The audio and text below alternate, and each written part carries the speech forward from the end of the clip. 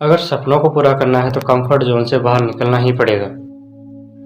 एक बार एक देश का राजा दूसरे देश घूमने गया। उस देश में उसका बहुत आदर सत्कार किया गया, मान सम्मान किया गया, उसके आवभगत में कोई कमी नहीं रखी गई। जब वह वापस अपने देश आने को हुआ तो दूसरे देश के राजा ने उन्हें उपहार में 2 तोते दिए। दोनों तोते दिखने में एक समान थे। दोनों तोतों को लेकर राजा खुशी खुशी अपने देश वापस आ गया। वापस आकर उसने उन तोतों के रहने की व्यवस्था शाही बाग में करवाई। बाग के बीचों बीच स्थित पेड़ की एक ढाल पर तोतों के रहने के लिए एक पिंजरा लटकाया गया। तोतों को उड़ना सिखाने के लिए एक प्रशिक्षक रखा गया। 20 से 25 दिन तक प्रशिक्षक रोज आता और तोतों को उड़ना सिखाता रहा। एक तोते ने तो बहुत जल्दी उड़ना सीख लिया, लेकिन एक तोता लाख सिखाने के बाद भी उड़ना नहीं सीख पा रहा था।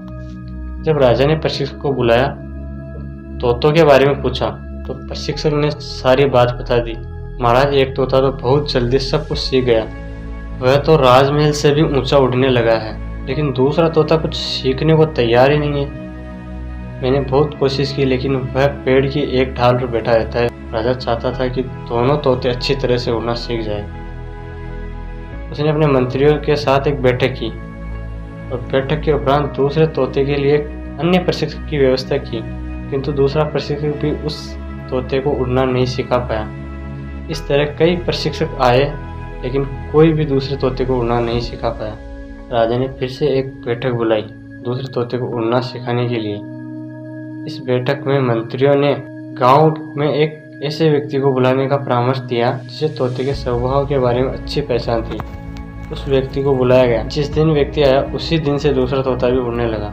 जब राजा तक यह खबर पहुंची कि दूसरा तोता उड़ रहा है और वो भी पहले तोते से ऊंचा, तो वह खुश हो गए। फौरन उस व्यक्ति को बुलाया और उससे पूछा, तुमने आखिर ऐसा क्या किया कि इतने दिनों से पेड़ की ढाल से टस से मसने होने वाला तोता उड़ने लगा?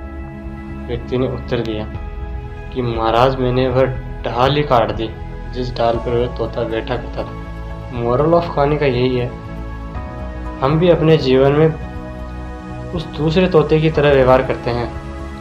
ऊंचे ऊंचे सपने देखते हैं और उन्हें पूरा करने की ख्वाहिश करते हैं, लेकिन हम कभी अपने कंफर्ट जोन से बाहर ही नहीं आ पाते। हम हमेशा रिस्क लेने से डरते हैं और इसलिए चाहते हुए भी हमने अपने सपनों को पूरा करने की दिशा में कोई कदम नहीं उठा पाते। क्या हम तभी उड़ेंगे जब कोई आकर हमारी ढाल काट दे, यथार्थ हमारे जीवन में समस्या आ खड़ी हो?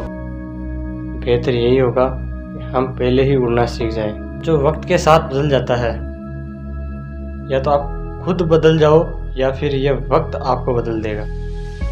जब वक्त आपको बदलेगा तो उसमें बहुत दर्द होगा। आप खुद बदल जाओ, उसमें कोई प्रॉब्लम नहीं होगी। इसलिए पछतावे से अच्छा है कोशिश करके फेल हो जाना। ऐसे ही और मोटिवेशनल वीडियो देखने के लिए चैनल को लाइक एंड सब्सक्राइब करना ना भूलें। धन्यवाद।